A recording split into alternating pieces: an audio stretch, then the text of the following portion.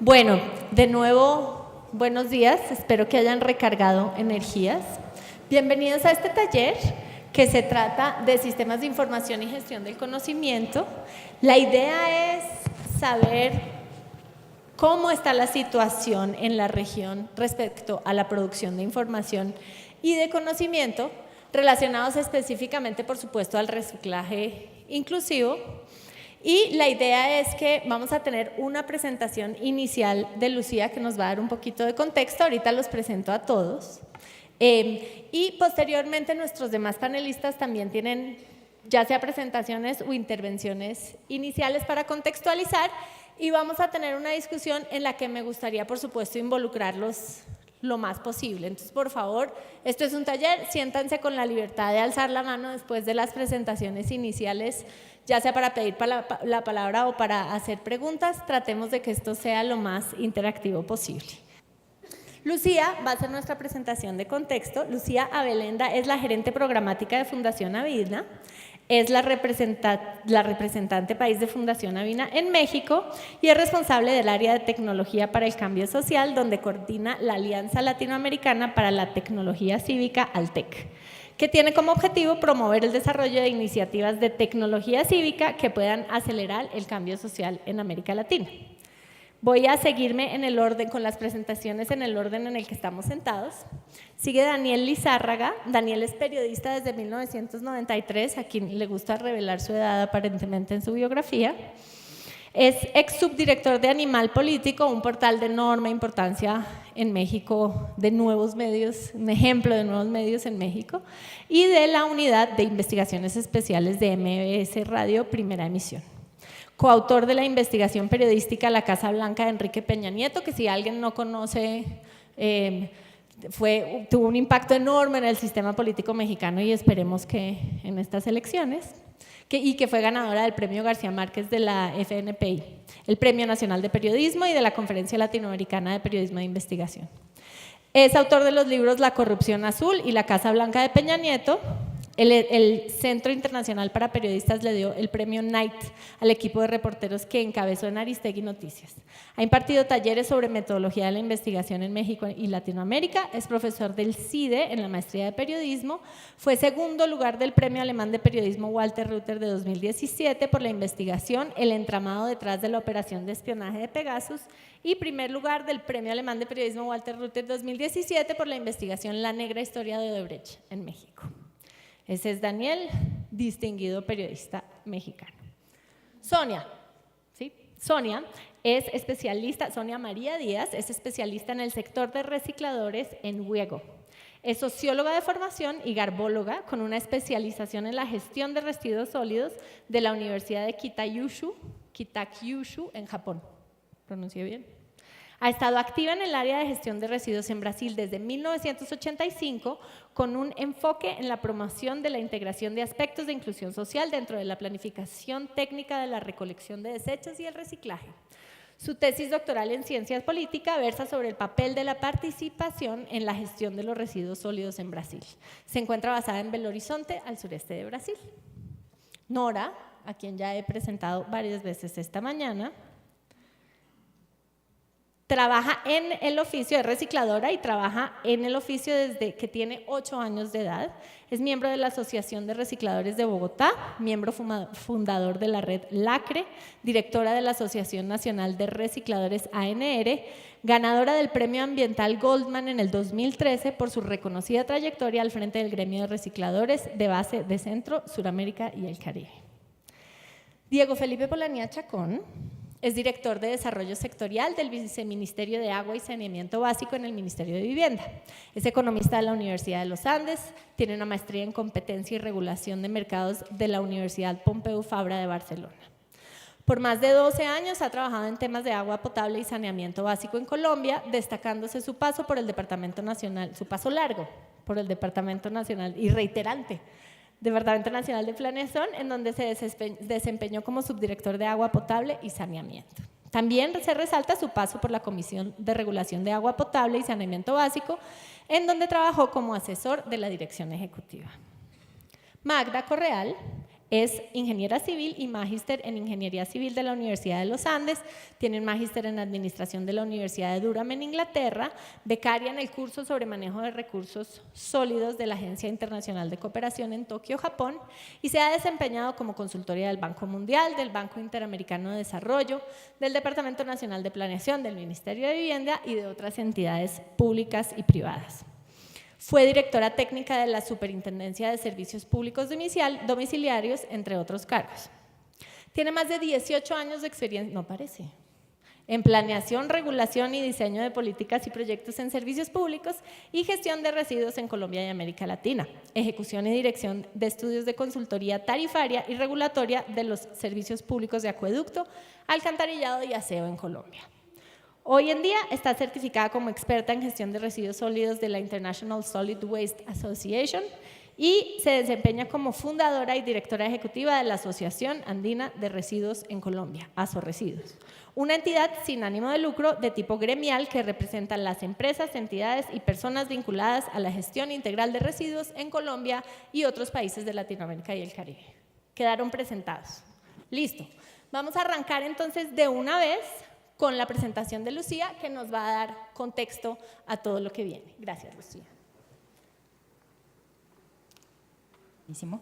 A ver, la sala no ayuda mucho para el formato, entonces, por favor, me interrumpen, me complementan. Y acá, esto importante, dicen que en casa de herrero, cuchillo de palo. Y yo siempre, trabajando en tecnología, me equivoco con estas cosas.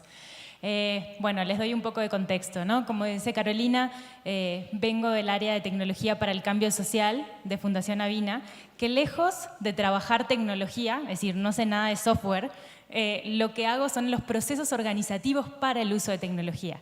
Es decir, sin duda trabajamos con el desarrollo de esa tecnología, pero sobre todo, ¿cuáles son los cambios sociales y organizativos que hay que hacer para incorporar esa tecnología?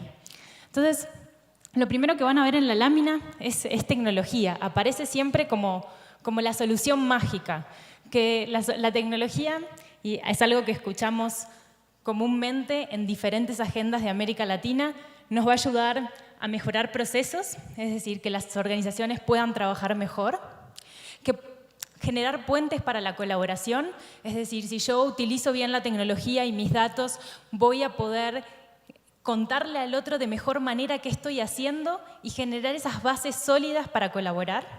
Y también incidir la tecnología y los datos como una herramienta para generar procesos de incidencia articulado.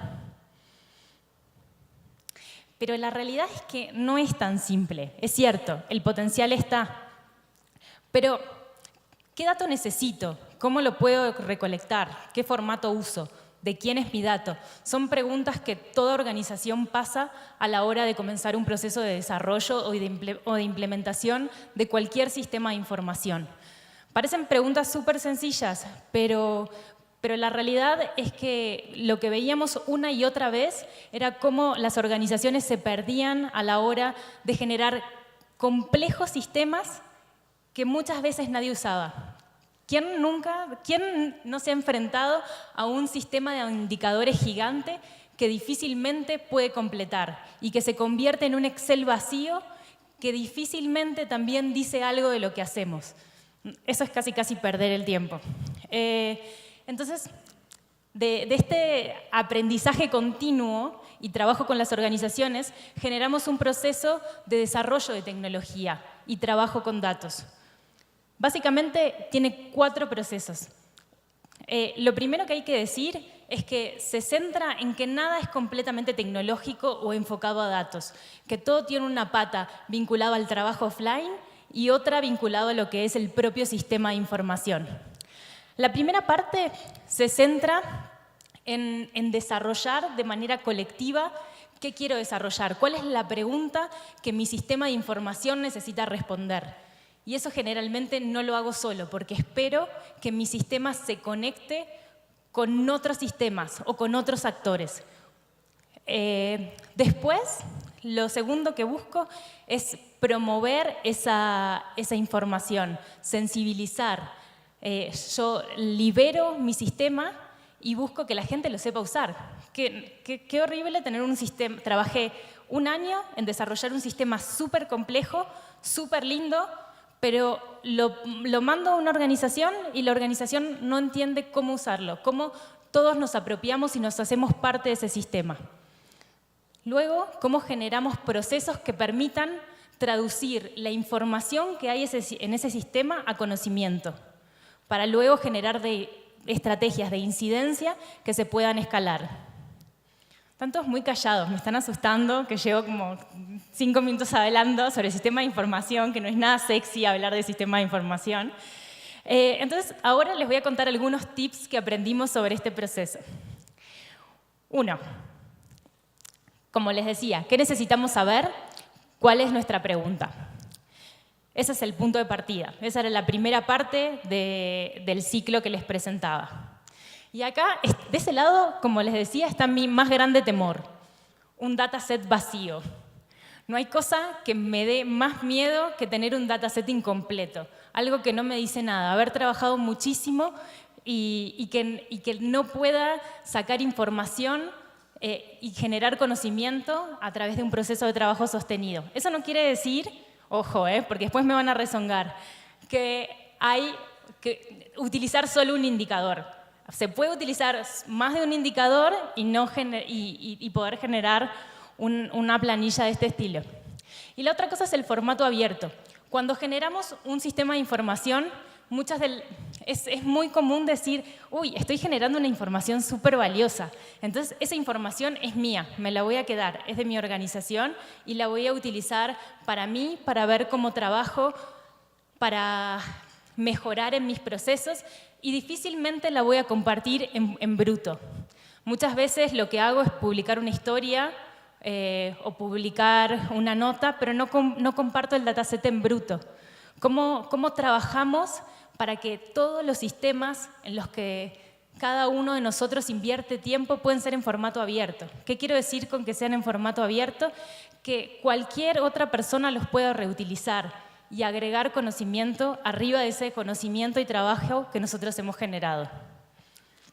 Y después acá mi parte favorita, que es cómo el dato se junta con la tecnología.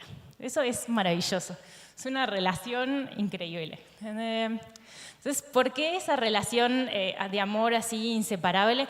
Para mí es como la caja y los bombones. No se puede decir, los bombones necesitan una caja, uno no puede comer uno. Lo mismo el dato con la tecnología cívica. Y les voy a contar una historia que es de Uruguay, yo soy uruguaya. Les cuento, había un Excel, estoy hablando de una plataforma que se llama A Tu Servicio en Uruguay, que evalúa cómo se desempeñan las prestadoras de salud en Uruguay, que ahora estamos replicando en Colombia. Esa información estaba en un Excel publicada, libre para todo el mundo, y estuvo publicada durante 4 años. Durante 4 años recibió 35 visitas. Imagínense lo divertido que debía ser revisar esa información.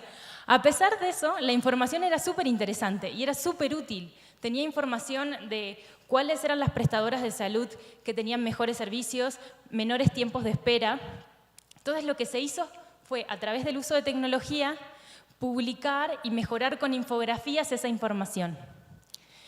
¿Qué cambió? En una semana la plataforma tuvo 45.000 visitas, pero en vez de entrar a un Excel que es ampliamente poco amigable, entrabas a una plataforma donde en un clic podías visualizar cuáles eran las diferencias entre 4 prestadoras. Es así que la tecnología ayuda a que el dato sea más amigo. Y ahí como el gatito, ¿no? Que es un poco esta misma idea. Cómo nosotros en estos procesos, cómo usamos los datos y lo pasamos. Generamos de este Excel a esta visualización para generar de un dato que te puede decir nada a generar conocimiento. Cómo encontramos las relaciones que quizás no se veían, cómo exploramos hipótesis, cómo sensibilizamos en el uso, todo eso para generar patrones de conocimiento. Y ahí también les voy a dar otro ejemplo, que también, no es por ser tendenciosa, pero es otro ejemplo de Uruguay. No sé, esta vez es para criticarme. Pero hay una plataforma que es de reporte ciudadano. También la plataforma permitía a todos los ciudadanos que reporten sobre, por ejemplo, distintos problemas que tenían en la ciudad.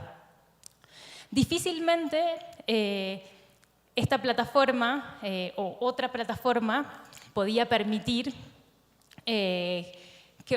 difícilmente en otro sistema se podría ver lo que dice el otro. Generalmente las denuncias son, yo las hago y las hago con la municipalidad o la hago con, no sé, con mi no sé, la unidad comunitaria.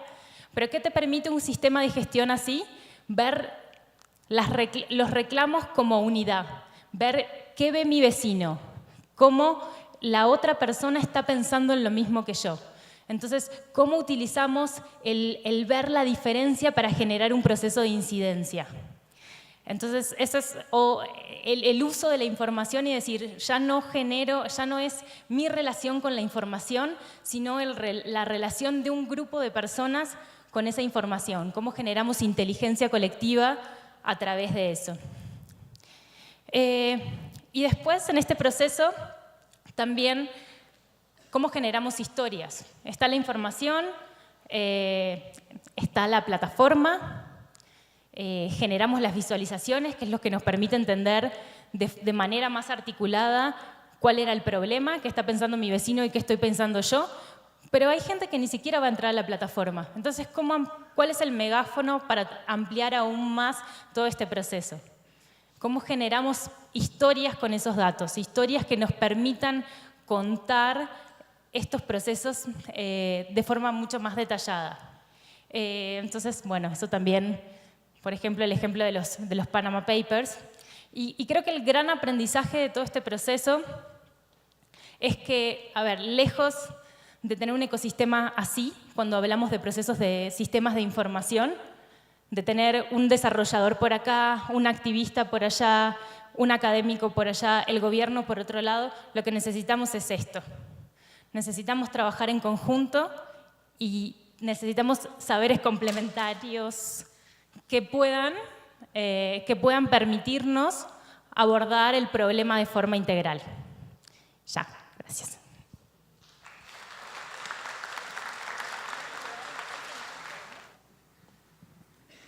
Muchísimas gracias por preferirnos en este panel. Esperamos que les sea útil la información que vamos a presentar. Pues las organizaciones de recicladores también hemos venido trabajando en unos sistemas de información con el ánimo de tener herramientas de gestión y de toma de decisiones. Espero que esta cosa me deje andar. Así. Bueno, el primer ejercicio que hicimos, nuestras organizaciones en realidad llevan un desarrollo empresarial, que hace un ratico nos dijeron que no tuviéramos miedo al ejercicio empresarial. En realidad las cooperativas y asociaciones somos empresas sociales y como las empresas tenemos que llevar unos esquemas de información que nos permitan avanzar en lo que hacemos. Y la otra cosa que quisiéramos decir es que no le tenemos miedo a la competencia. Lo que no nos gusta es la competencia desleal.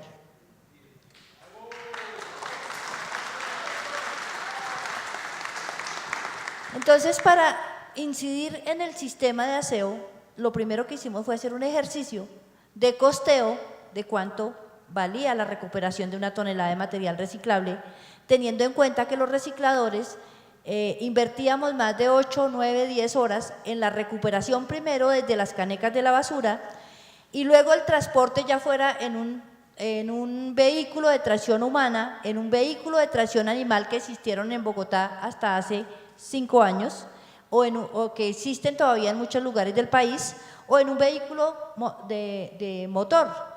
Ese estudio lo que nos permitió fue establecer claramente que la recuperación de una tonelada de material efectivamente valía muchísimo más que el traslado de una tonelada de residuos al relleno sanitario. Y que como la escala era diferente, porque los recicladores logramos recuperar muchísimo menos de lo que se lleva al relleno sanitario, Entonces, lo que nos permitió ese primer ejercicio fue tener efectivamente la decisión por parte de las organizaciones de recicladores de incidir en que las señales regulatorias empezaran a dar cuenta de lo que los recicladores estábamos haciendo y cuánto valía. Y por supuesto promover la financiación de tecnologías que permitieran crecer el aprovechamiento de los residuos. De esa primer modelación de costos, el trabajo con la Comisión de Regulación de Aseo permitió que se estableciera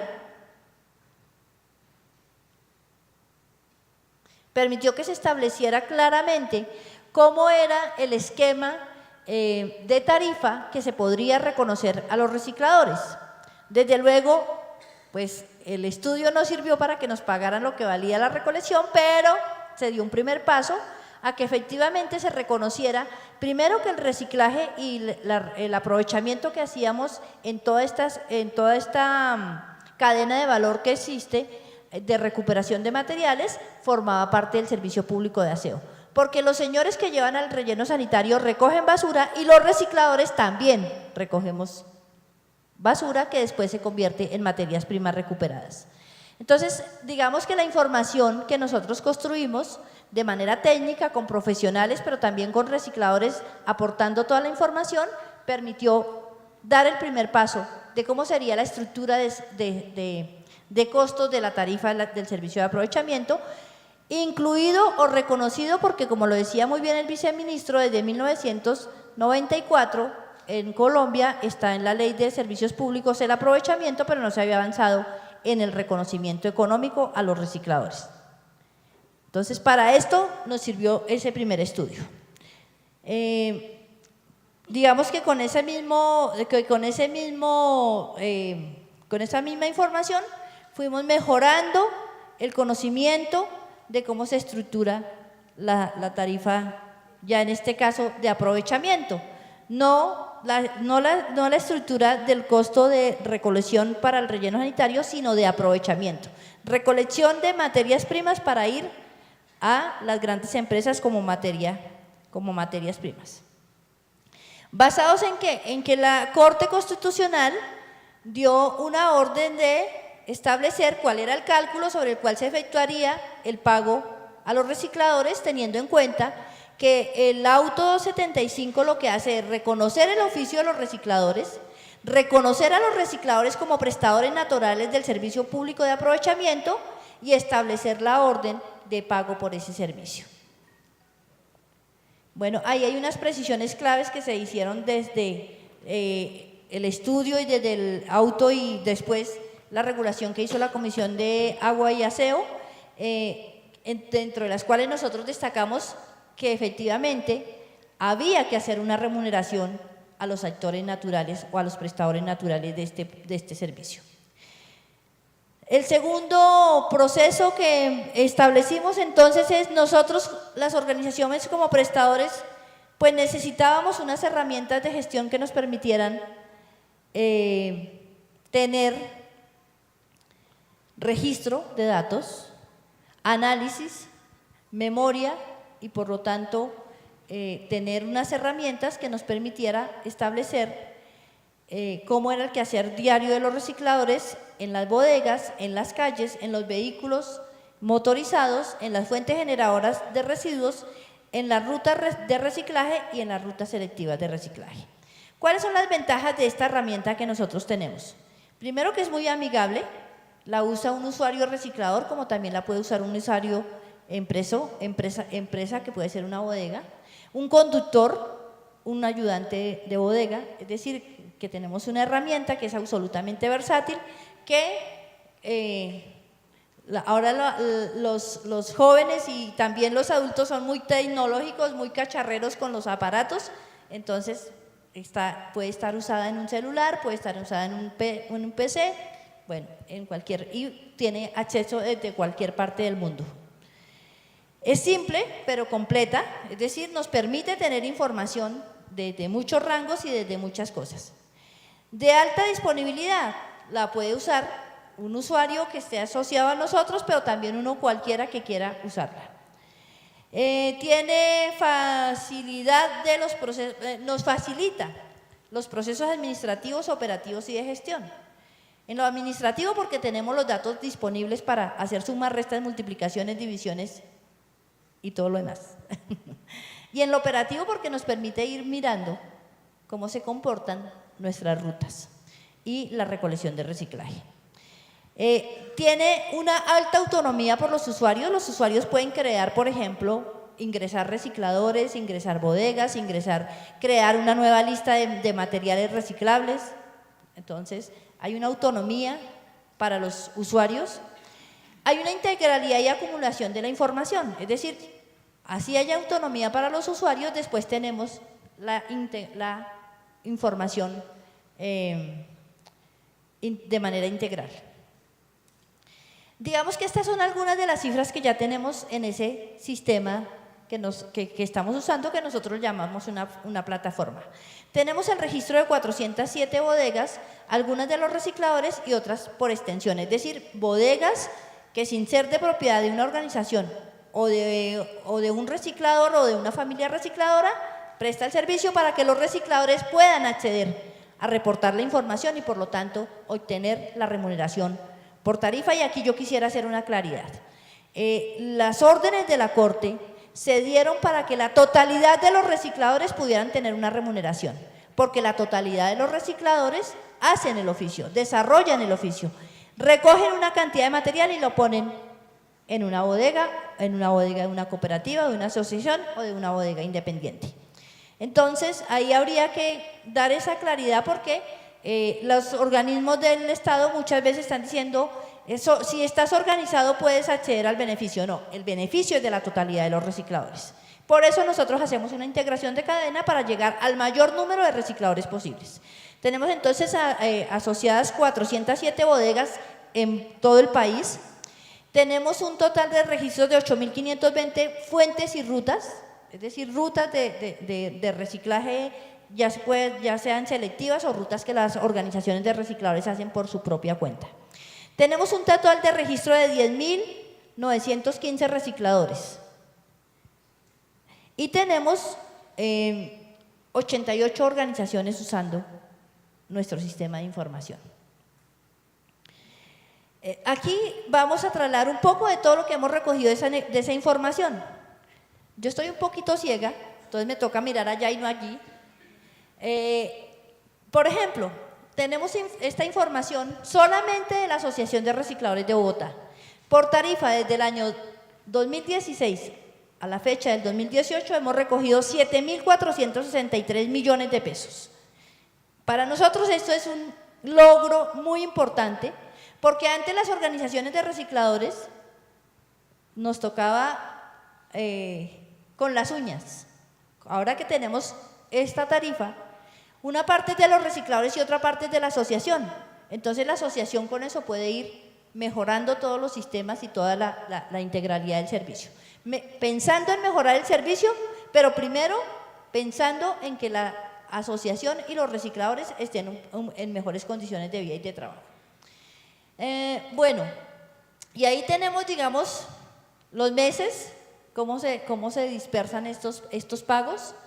Tenemos unos rangos de pagos, luego hay recicladores que recogen muy poquito, hay recicladores que logran recoger entre 4 y 5 y 6 y 7 toneladas al mes y hay recicladores que recogen mucho más de 10 toneladas. Entonces los pagos son diferenciales, sin embargo nosotros tenemos un esquema en donde los que más recogen contribuyen de alguna manera con un porcentaje para trasladarle a los que menos recogen.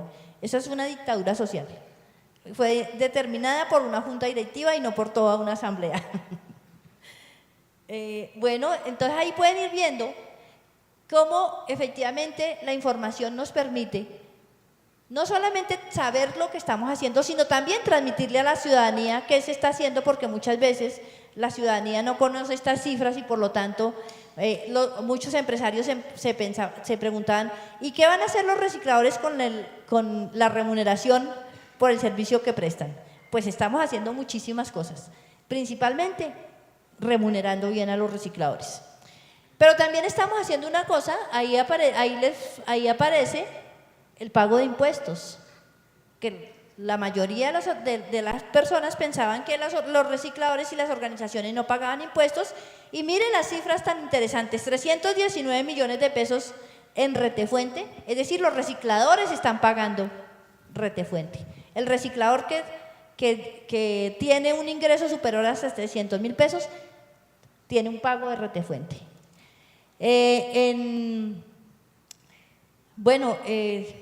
Ahí pueden ver las diferentes cifras de los pagos de impuestos.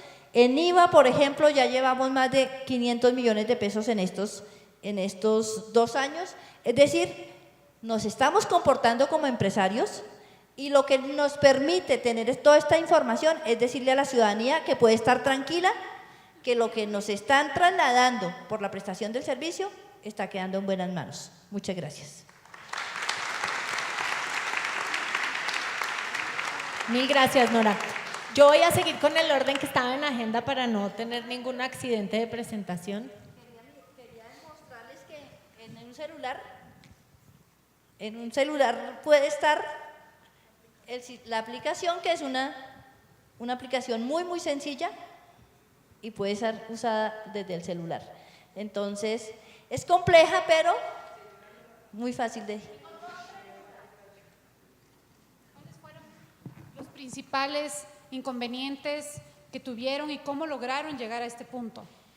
En realidad eso es una construcción colectiva y progresiva. Nosotros ya teníamos algunos sistemas de información, pero eran el Excel, eran muy complejas. Entonces, nosotros, viendo que efectivamente el mundo avanza tecnológicamente muy rápido, lo que hicimos fue contratar a unos profesionales de una universidad muy prestante. Nos conseguimos la plata para que entre ellos y nosotros construyéramos una herramienta que nos permitiera tener mucha información, pero que también fuera fácil de manejar, porque principalmente la usan recicladores. Se pasaron, aquí hay una y allá hay otra, y yo creo que con eso seguimos para tener la discusión al final. Hola, Nora, también felicidades. Una pregunta muy rápida. ¿La información que están recabando en la plataforma la utilizan también para optimizar rutas o optimizar procesos? Sí, claro, nos permite organizar las rutas de tal manera que el costo sea muy eficiente. Hola, bueno, también felicitarlas a ambas por las exposiciones. Y a Nora quería preguntarle en relación a la plataforma, y además hiciste referencia a esto, por ejemplo, de pagos diferenciales entre clasificadores. Quería saber si de alguna manera han podido incorporar la perspectiva de género, que la he sentido un poco ausente en todas las presentaciones que vengo escuchando en general. Me imagino que las mujeres clasificadoras no escapan a la realidad de muchas de las mujeres y recaen sobre ellas, por ejemplo, las tareas de cuidados no remuneradas. Entonces, bueno, si de alguna manera han podido incorporar esto a la hora de la retribución que cada clasificador o clasificadora recibe. No, esta herramienta no permite establecer perspectiva de género, pero lo que sí permite es, digamos, hacer registros de información que nos permiten identificar cuáles son las cantidades recogidas, por ejemplo, por las personas de la tercera edad, por ejemplo, por las señoras que tienen que llevar sus hijos todavía al trabajo y ese tipo de cosas, y permite tener una política de organización que, digamos, a estas personas se les dé un tratamiento diferencial. O sea, no. Les pido a los demás que guarden sus preguntas para irlas juntando por temas, pero no se les vaya a olvidar. Vamos a seguir con Diego en el orden en el que estaba la agenda. Diego, director de Desarrollo Sectorial.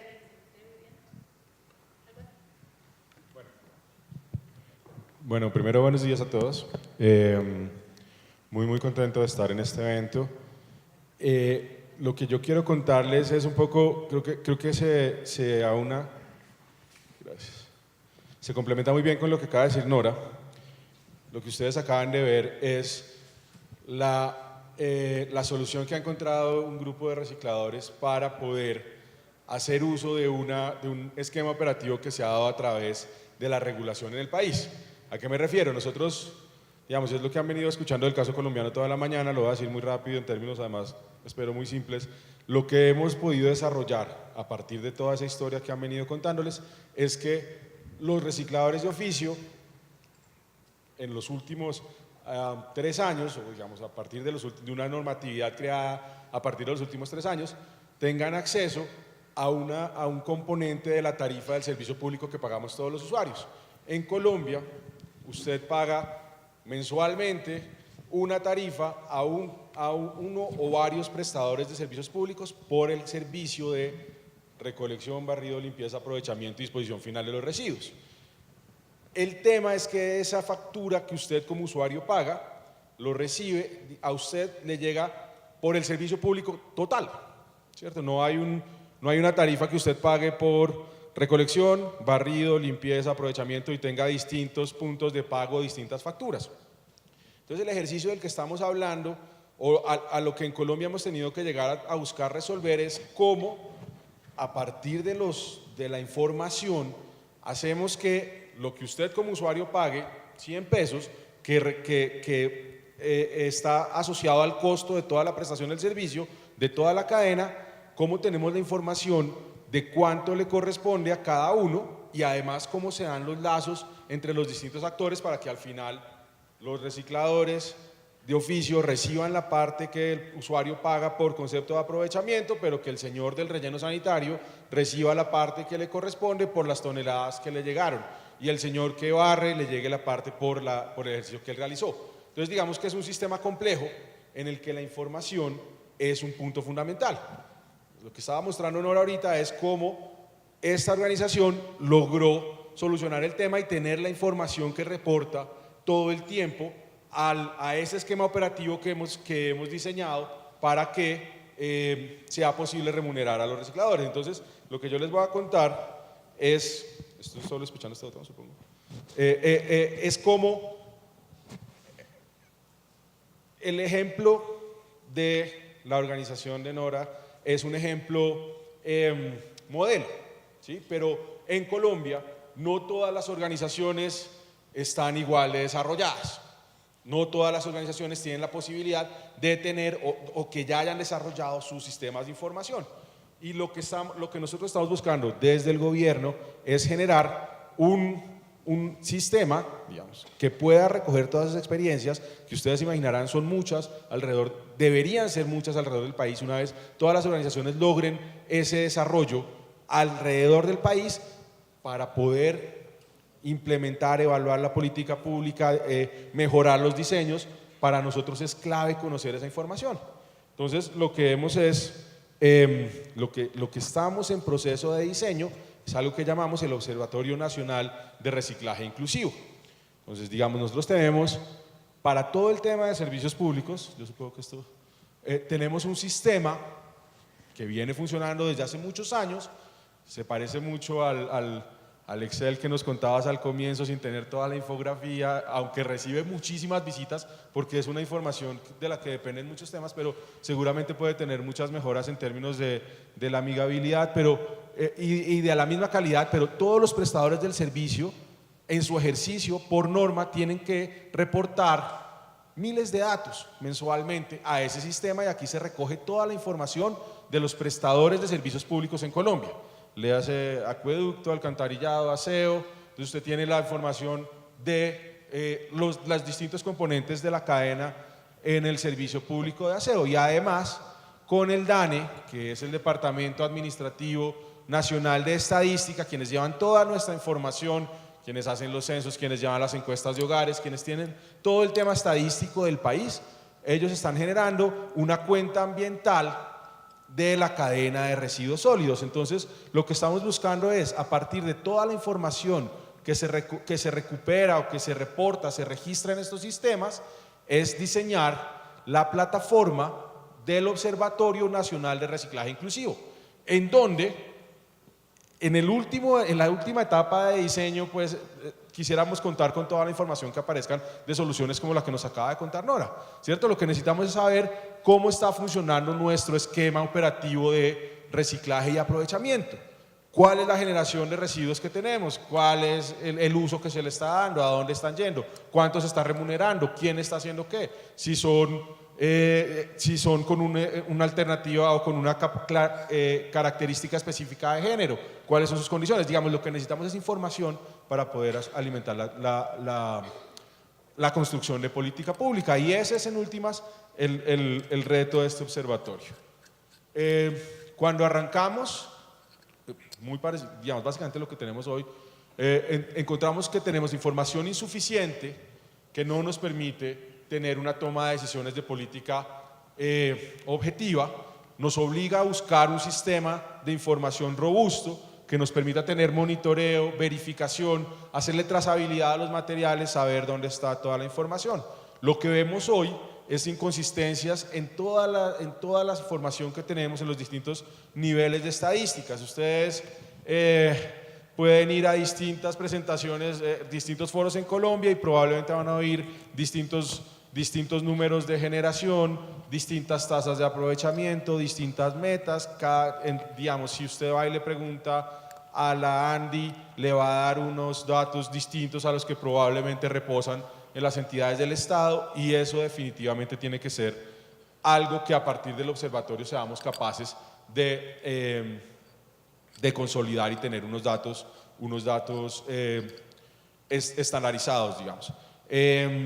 Los flujos de información dependen o están segregados según las distintas entidades. Entonces, por ejemplo, es muy difícil encontrar en una misma plataforma la información con la que cuentan los industriales, de todo el ejercicio que hacen ellos a partir, por ejemplo, de su aprovechamiento privado, al mismo tiempo que la información que reposa del servicio público está en otro sistema y no tenemos una única plataforma, y además de eso no existe ningún tipo de divulgación que llegue a la ciudadanía. La ciudadanía no sabe, no tiene ni idea de qué es lo que está pasando con toda esta información que usamos internamente, bien sea para buscar la remuneración de unas organizaciones, bien sea para la toma de decisiones de política, pero nadie allá afuera sabe qué es lo que está ocurriendo con su información.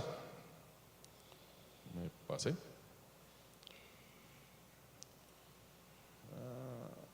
Listo. ¿Qué es lo que busca entonces este sistema? Pues por un lado, armonizar los criterios frente a las estadísticas, resolver esta problemática de la que estamos hablando, que tenga sistemas ágiles que permitan día a día hacerle seguimiento real al flujo de los materiales y poder hacer entonces la evaluación de las políticas y de las decisiones que se toman, y tener unos instrumentos colectivos generalizados de recolección de información. Eso es en gran medida a lo que le estaríamos apuntando con esta idea del Observatorio Nacional de Reciclaje Inclusivo. Lo tenemos diseñado en 3 grandes niveles. Un primer gran nivel es todo lo que le toca a los recicladores, un módulo de recicladores que está 100% diseñado y ya está en operación.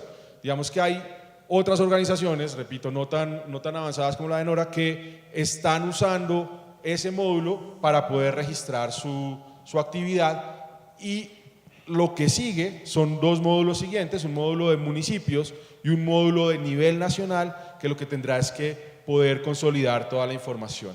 En el mediano plazo, lo que estamos buscando es, por un lado, que todas las partes de la cadena puedan aportar con sus esfuerzos a tener mayor conocimiento de lo que ocurre y poder tener unos procesos de generación de conocimiento en los distintos actores, usuarios, empresarios, cooperativas, recicladores de oficio, bodegas, ECAs, etc. Un tema de formación profesional continua, que nuestros recicladores de oficio tengan acceso a capacitación formal en el ejercicio de estos sistemas, en el manejo de este tipo de sistemas y en el desarrollo de toda su actividad. Muy importante que la comunidad o la ciudad como tal entienda que la importancia de su rol sea capacitada en, por ejemplo, cómo separar la fuente. Nosotros hemos hecho un ejercicio desde el ministerio que es bastante diciente. Cuando usted ve a un adulto frente a 3 canecas de distintos colores, le toma más o menos 5 minutos tomar la decisión de en dónde deposita el material, y la mayoría de veces lo hace de manera equivocada, porque la verdad es que no sabemos, no entendemos cómo hacerlo. Si usted le pregunta a estas personas si ellos están separando o no en la fuente, seguramente le van a contestar que sí, El problema es que eso estamos convencidos de que no se está haciendo de la mejor manera porque no hemos transmitido la información de manera adecuada y finalmente con toda esta información pues generar mucho más inversión, investigación y desarrollo para en la medida de lo posible llegar a esos ejemplos de generación de inteligencia colectiva que nos contaban hace un rato en otros sectores en los ejemplos de Uruguay. Bueno, muchas gracias. Diego, muchísimas gracias. Yo desde los medios sí que veo este tema de que la gente no sabe y sufre, incluso los mejor intencionados. Ahora sí seguimos con Sonia para respetar el orden. Sonia, muchas gracias por la paciencia. Slides. Ahí viene. Gracias.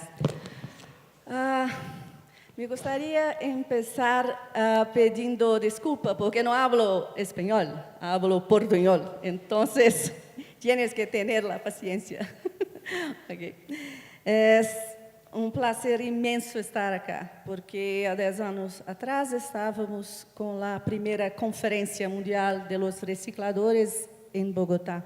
Então, é muito importante estar acá e poder observar as mudanças, os cambios. E é um prazer enorme. Muitas graças por la invitação. ¿Esto acá? ¿Cuál que?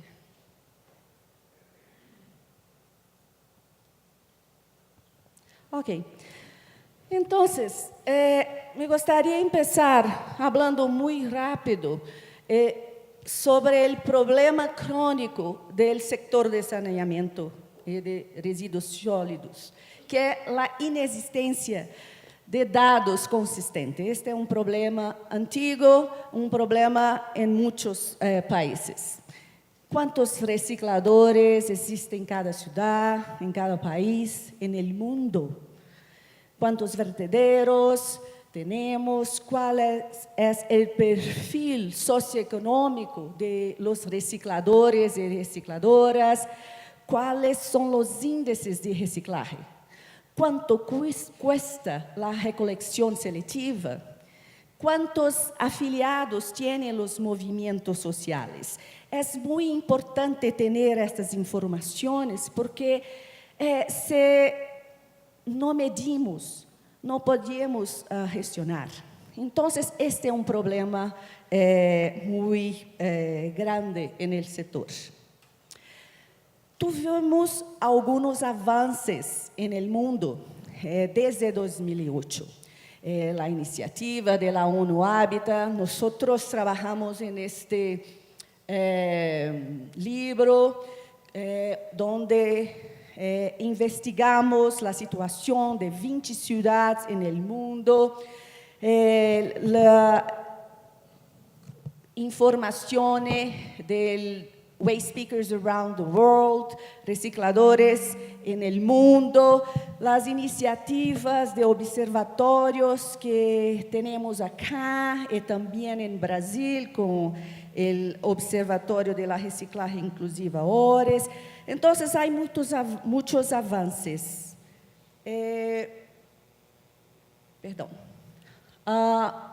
Voy a hablar de avance muito significativo em meu país, Brasil. Desde o ano de 2002, nós podemos ter estatísticas oficiais porque os recicladores foram incluídos como profissão na classificação brasileira de ocupações. Então, em 2008, eu, com 2 colegas, começamos uma investigação para saber dados de escolaridade, dados de ingressos, em las estatísticas oficiais do IBGE, Instituto Brasileiro de Geografia e Estatística. Sabemos que as estatísticas oficiais que nós temos são incompletas. Es necesario hacer un refinamiento de los datos porque es una encuesta domiciliaria y no captura el universo de los recicladores en la calle o en los vertederos. Es necesario cotejar con otras bases de datos existentes en las estadísticas oficiales y también con datos cualitativos.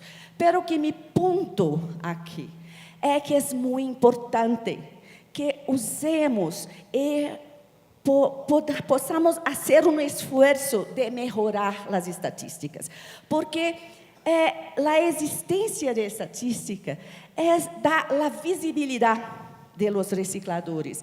É importante porque contribui com a informação sistematizada, confiável, que nos permite monitorear as interrelações entre informalidade, semiformalidade, que são as cooperativas, as organizações, e a formalidade. Nos permite orientar a formulação de políticas públicas. E isto é muito importante porque muitas vezes eu trabalhei muitos anos em la Municipalidade de Belo Horizonte, minha cidade, não tínhamos informações. E muitas vezes temos a informação, mas não usamos. E hacemos as políticas, formulamos as políticas como sem muita base. Então, é muito importante usar as estatísticas e fazer um esforço para melhorar as estatísticas existentes.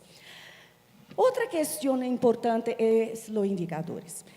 Eu trago acá um exemplo, não é o melhor, trago apenas como um exemplo para que nós podemos ter a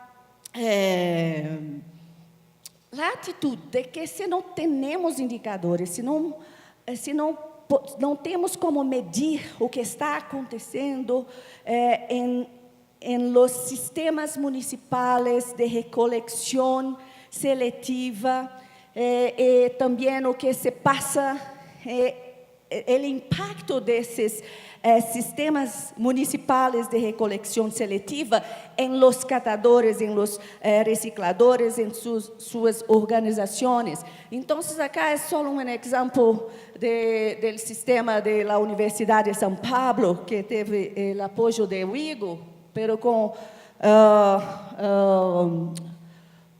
apoio da organização FUNASA, do governo federal de Brasil. Então, acá tienes tienes diferentes dimensões que podem ser monitoradas. A dimensão institucional, as relações com a sociedade, a eficiência, as condições de trabalho e saúde do trabalhador, as questões ligadas a gênero. Então, é importante termos indicadores de los sistemas municipais de recolecção seletiva. E também, monitorar o impacto de los programas en las organizaciones, para sabermos si está generando trabajo decente. Entonces, este sistema de indicadores es solo un ejemplo. La importancia de tener dos sistemas distintos, pero integrados, uno que podemos monitorar el municipio, el programa de recolección selectiva del municipio. Es un sistema donde podemos monitorar el impacto en las organizaciones, es porque tenemos que hacer las cosas de forma integrada, no podemos monitorar solo un aspecto, desde mi perspectiva, desde mi punto de vista.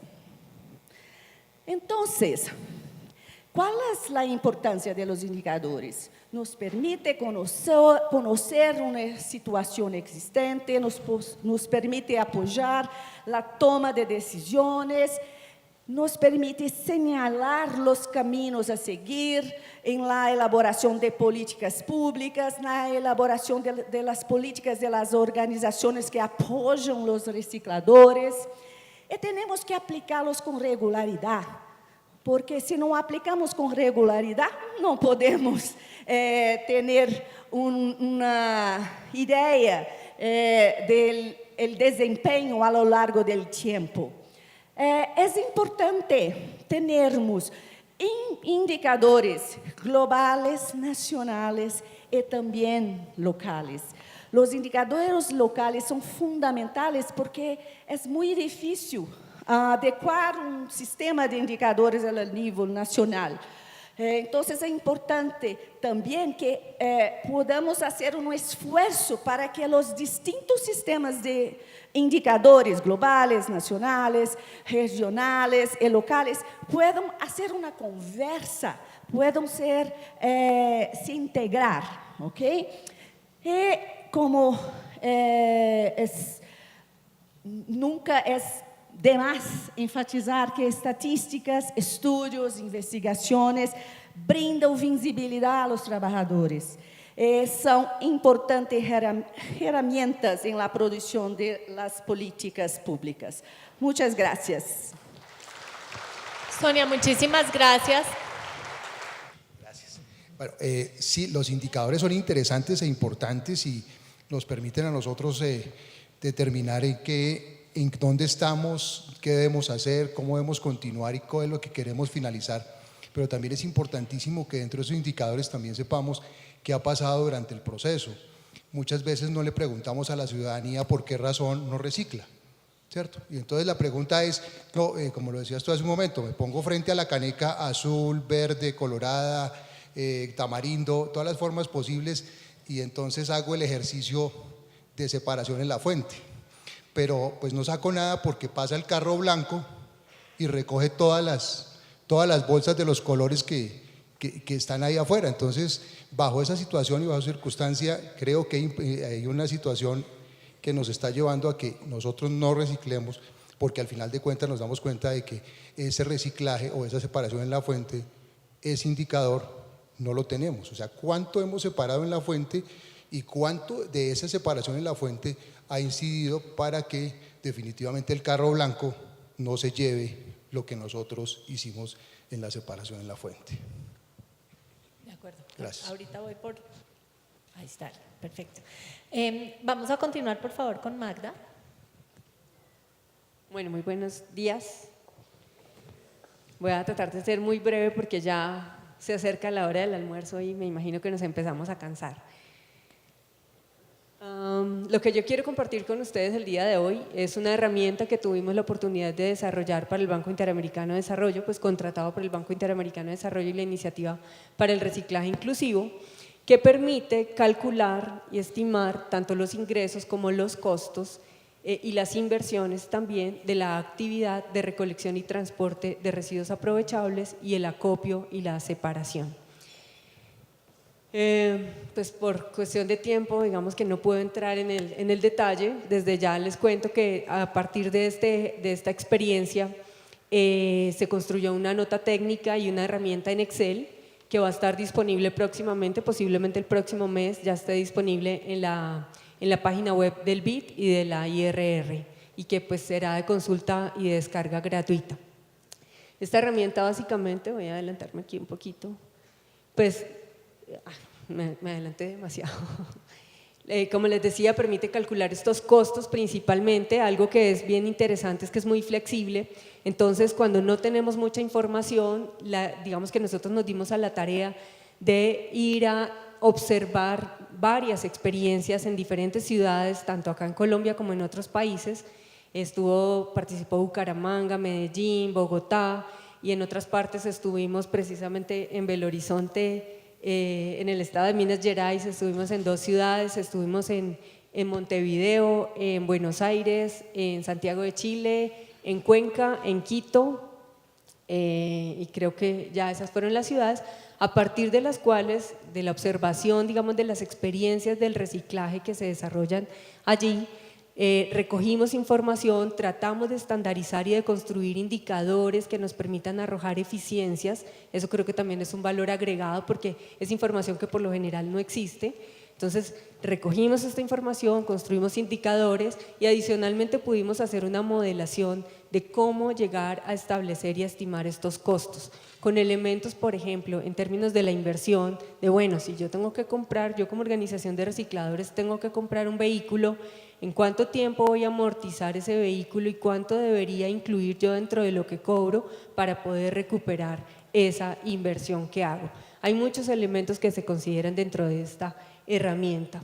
Nos permite calcular de forma separada los costos de la actividad de recolección y transporte y de separación y acopio de residuos en bodegas. Como les contaba, es una hoja de cálculo en Excel. Permite, digamos, ajustarse, es bastante flexible, entonces permite ajustarse a las características de cada uno de los municipios. Sí tiene una limitación y es que no puedo modelar en un mismo ejercicio diferentes esquemas de reciclaje en una misma ciudad, sino que lo debo hacer de forma independiente. Para aterrizar esto que estoy diciendo, recuerdo mucho que en Quito hay diferentes mecanismos a través de los cuales se está haciendo la recolección selectiva.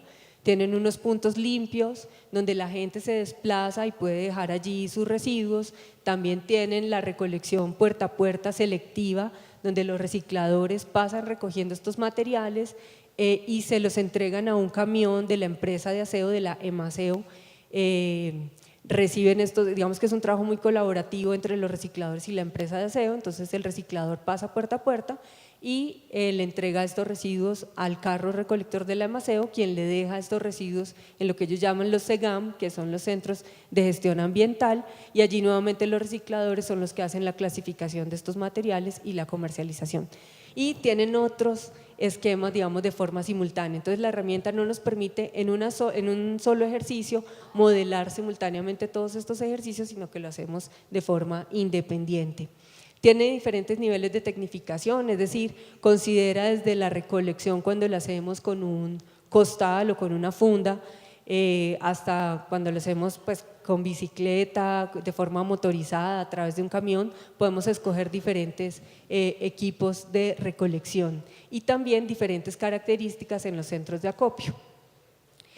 Otra cosa que es interesante es que podemos modelar un escenario digamos teórico, pensando en un ejercicio de planificación, cuando los municipios, por ejemplo, están preparando sus planes de gestión integral de residuos sólidos, que no existe la actividad, que no se está desarrollando, pues tiene unos datos de referencia que permiten hacer la modelación.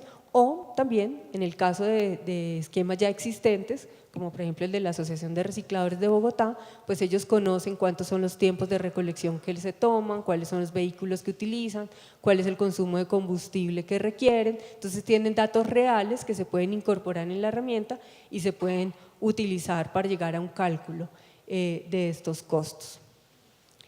La herramienta, digamos que también analiza diferentes escenarios y permite comparar escenarios. Uno es básicamente, digamos, había una línea base donde se supone que el prestador de la actividad de limpieza urbana, estos escenarios fueron definidos por el banco como un dato de entrada, digamos, como un supuesto para la construcción de la herramienta, querían que se compararan diferentes escenarios. Entonces, una línea base donde es el prestador del servicio de limpieza urbana el que desarrolla tanto la recolección como la clasificación.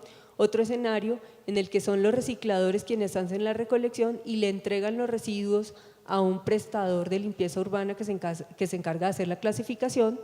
Otro escenario donde es el prestador el que hace la recolección y le entrega los residuos a los recicladores que operan, digamos, los centros de acopio y de clasificación. Digamos, con un sistema semimecanizado de acopio, y es donde semimecanizado lo entendemos, es como donde hay algunas bandas transportadoras, algunos mini cargadores, digamos que hay cierta tecnología básica para la manipulación de los materiales. El mismo escenario, digamos, bajo la consideración de pequeños centros de acopio de aproximadamente 5 toneladas diarias que se manejen y donde no existen estas bandas transportadoras, que sabemos que muchos de estos centros de acopio existen en muchas de las ciudades de la región.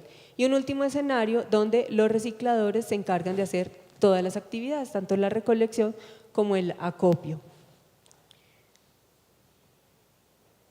Esta herramienta, entonces les contaba, fuimos, recogimos información, observamos muchas experiencias, a partir de esto elaboramos la herramienta y luego tuvimos la oportunidad de ir a validar los resultados de la herramienta en 8 ciudades de Latinoamérica. El escenario, digamos, que básicamente analizamos es un escenario en el cual hay participación de los recicladores en la recolección puerta a puerta y ellos le entregan esos residuos a la empresa de aseo municipal que les hace el transporte hasta el centro de acopio y el centro de acopio nuevamente es operado por ellos. Y en este centro de acopio hay algún tipo de, digamos, es un centro de acopio semi-mecanizado. Bueno, voy a adelantar un poco para ganar tiempo.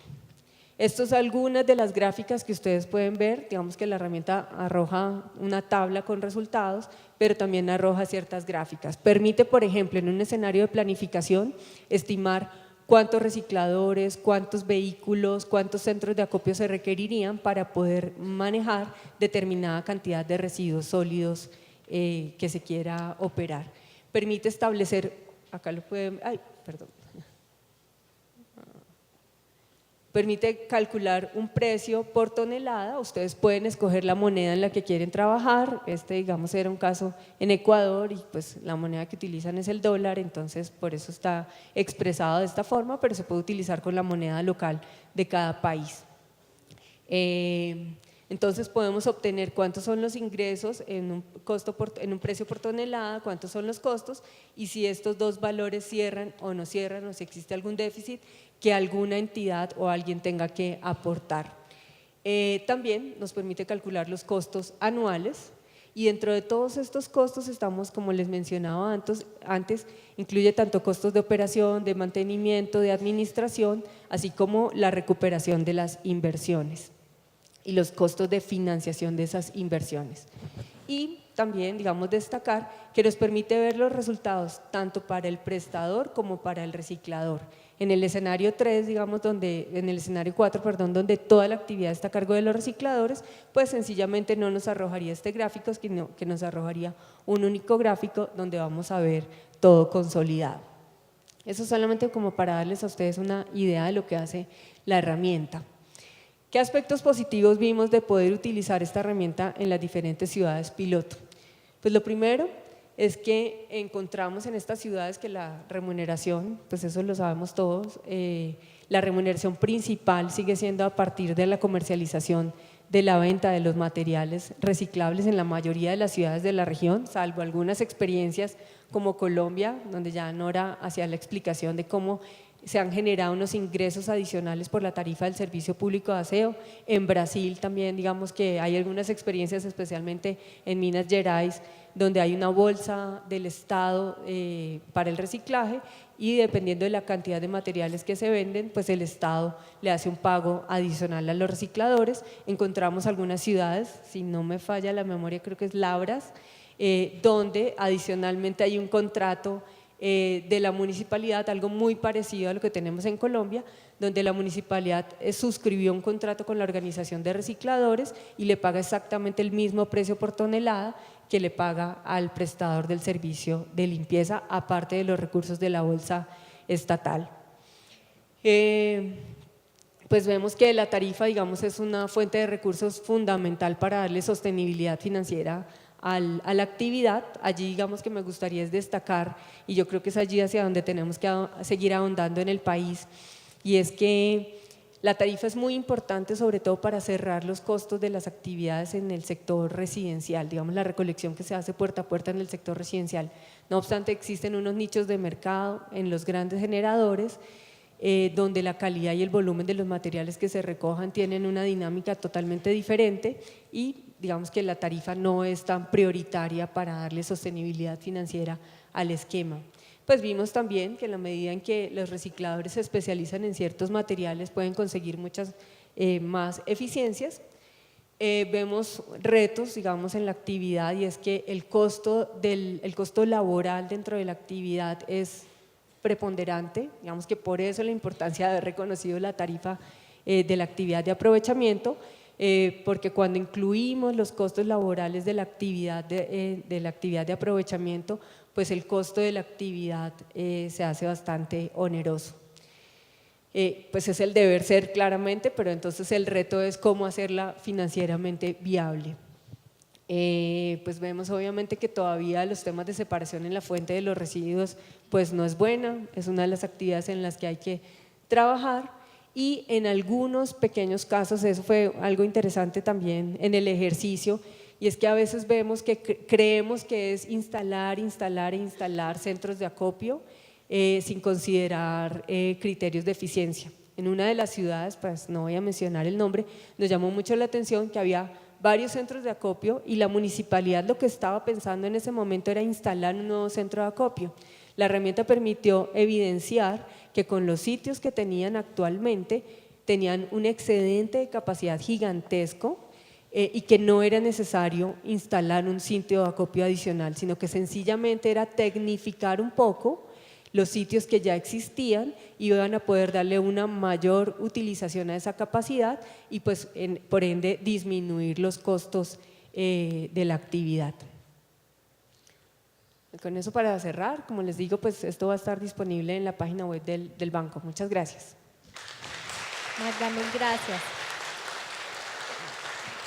La gran pregunta para los periodistas quizás no es solamente cómo hacer con datos o qué datos buscar para hacer historias específicamente sobre residuos o sobre temas de inclusión en el reciclaje, sino cómo empezar a incluir estos temas quizás de manera transversal, ¿cierto? Porque cada vez que hablamos de una ciudad podemos tocar el tema de residuos, cada vez que hay una elección podemos tocar el tema de residuos. Creo que, pues, y esa ha sido una lección para mí que como soy un medio de nicho tengo esa posibilidad porque tengo que hablar de residuos todo el tiempo. Pero ¿qué crees tú? ¿Cómo se puede entender estos puentes entre quienes están trabajando en reciclaje inclusivo, desde las instituciones hasta los recicladores, hasta los gobiernos y los tomadores de decisión, para que desde el periodismo empecemos a visibilizar el hecho de que los residuos están ahí? ¿Qué tal? Gracias. Yo creo que estoy pensando en muchas cosas a la vez, pero me parece que hay varios niveles y junto con los reporteros y reporteras que estamos trabajando en el taller que se está desarrollando en forma paralela a este gran evento, me parece que hay algunas cosas que no han sido, digamos, bien comunicadas o bien visualizadas para la gran mayoría de la población. Es un gran problema, pero todavía me parece que quienes consumen esa información y quienes saben la gran profundidad y significado que tiene esto, es todavía muy reducido con el resto de la población.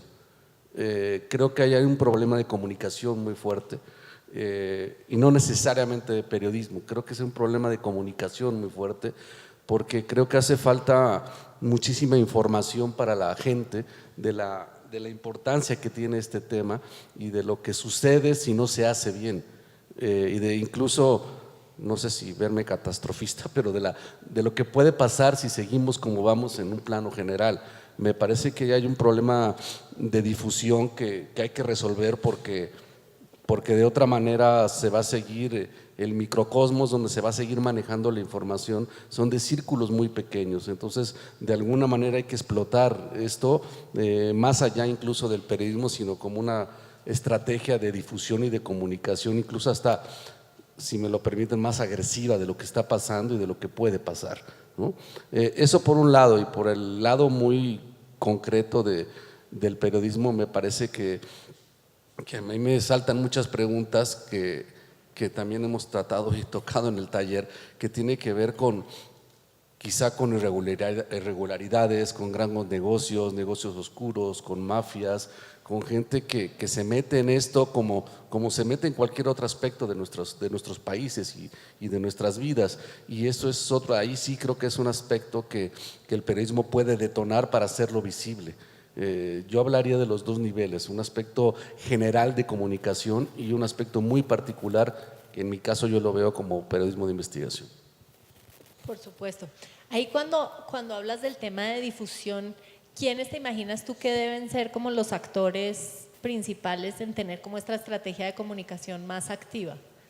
Es que más que hacer periodismo es un tema como en general de comunicación, es decir, yo creo que tienen que ser los gobiernos, las propias organizaciones que están aquí, buscar la manera de sacudir a la gente un poco, de jalarlo de las solapas y decirle, mira lo que va a pasar o lo que está pasando, abre los ojos, si si no hacemos algo, si no te involucras, si no separas, que no sea un tanto y mero solo un asunto impositivo, que lo debe de ser desde la política pública, pero sí me parece que hace falta tener muchísimo más información hacia la gente.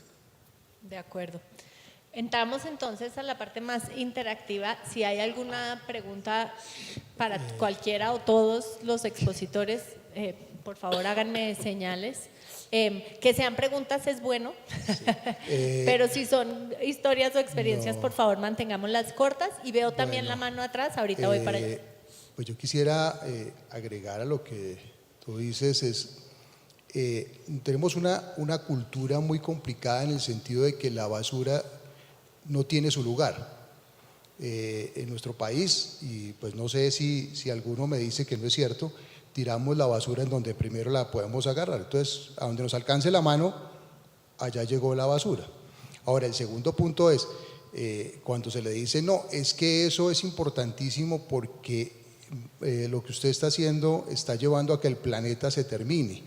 Bueno, algún día tendrá que terminarse la Tierra y alguna situación tiene que pasar. Pero si ahora usted le dice, no, lo que usted está haciendo es que definitivamente podría reducir los costos con los que usted tiene que pagar luz, tiene que pagar agua, tiene que hacer una gran cantidad de cosas dentro de su propia zona de influencia, porque cada vez que aquí llueve, no sé si a ustedes les ha pasado, se inundan las calles y apenas nos dicen que por qué se inundaron es porque hay una gran cantidad de basura en los diferentes sitios donde debería haber, digamos que, fluido el agua. Yo creo que aquí hay una situación, y tú la acabas de tocar, y es una situación cultural muy complicada. Podemos gastar millones de dólares en campañas, pero si no entramos a concientizar a cada uno de los que arrojamos la basura, en qué es lo que estamos haciendo y qué basura es la que estamos arrojando y qué es lo que está pasando con lo que estamos haciendo, lo más seguro es que pues sigamos en la misma circunstancia. Muchas gracias. Si puedes pasar el micrófono para acá, después tengo una mano aquí y una aquí.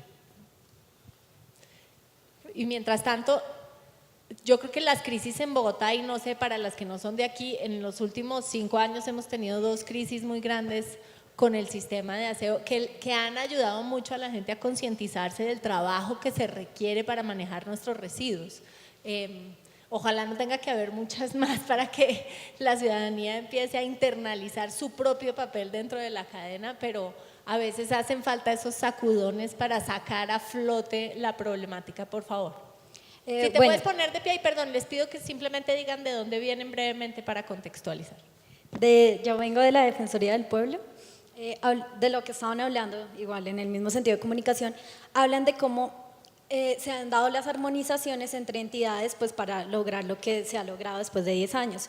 Pero no he visto mucho como la armonización institucional con la CAR en temas de educación ambiental precisamente. Pues varias entidades, ministerios están trabajando en forma conjunta y se ha visto como este avance que se ha tenido.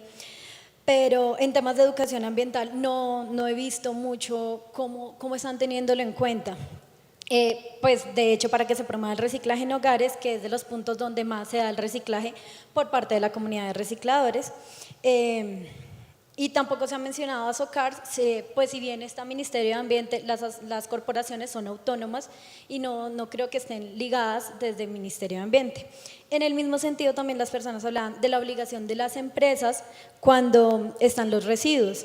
¿Cómo ellas le dan manejo? Tengo entendido, no estoy segura, que las empresas pagan como un monto por los residuos que ellos generan y parte de ese monto o su totalidad se va para las corporaciones. Entonces sería súper interesante ver cómo ellos están metidos dentro de este tema o si no están metidos necesariamente.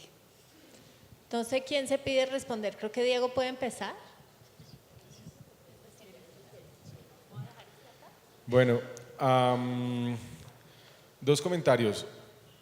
Es verdad, la construcción de esta política ha tenido una característica muy especial y es que ha logrado una gran articulación a nivel ministerial y a nivel de entidades territoriales. Entonces, en la construcción de la política, digamos que sectorialmente es muy claro que Ministerio de Ambiente, Ministerio de Vivienda, Departamento Nacional de Planeación formularon, estoy hablando como de la institucionalidad colombiana, que para quienes no son de acá, tuvieron mucho trabajo de manera conjunta para formular lineamientos.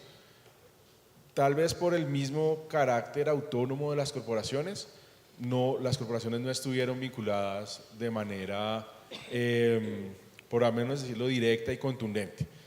Ahora, las medidas que se toman, ese marco de política, las corporaciones deberían tomarlo para su acción diaria, ¿verdad? Porque en últimas, las corporaciones en esta materia, por ejemplo, tienen gran incidencia en el licenciamiento de sitios de disposición final.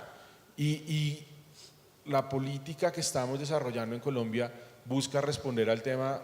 Si seguimos en esta senda y con estos números, con estas tendencias, no vamos a tener más espacio para disponer residuos, tenemos que hacer las cosas de manera distinta. Entonces las corporaciones toman esta medida, digamos esta política, y empiezan ellos a generar desde su autonomía las acciones que corresponden en sus territorios. Pero tienes razón en que en la construcción no estuvieron directamente involucrados. Y en el mismo sentido, la segunda pregunta, digamos que las empresas y su responsabilidad por la generación, nos contaban en la apertura, por ejemplo, en Chile ya es un tema que está pasando, en Colombia esa norma está en desarrollo y está por expedirse. Y existe una gran voluntad por parte del sector industrial en asumir esa responsabilidad, pero en Colombia aún no está ocurriendo. Rápido, yo agrego que el tema de la coordinación para los temas de residuos no es el único problema de coordinación con las corporaciones en Colombia. No sé muy bien cómo funciona el tema de la autonomía de las autoridades ambientales.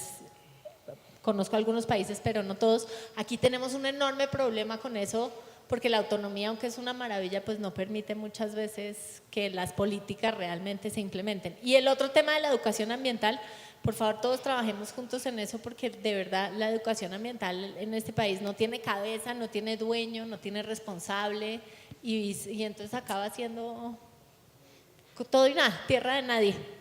Postdata en el plan de trabajo de todos. Tengo una mano aquí, una mano allá, después vamos atrás, después vamos aquí, después vamos atrás. Hola, buenos días. Jennifer Villalba, de Corporación Horizontes.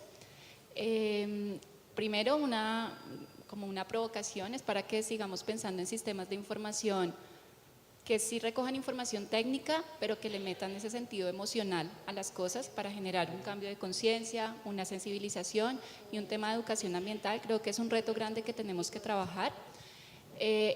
Una pregunta que tengo es, pues ahora, pues viendo un poco las experiencias, veo que los sistemas de información que se vienen adelantando son muy técnicos.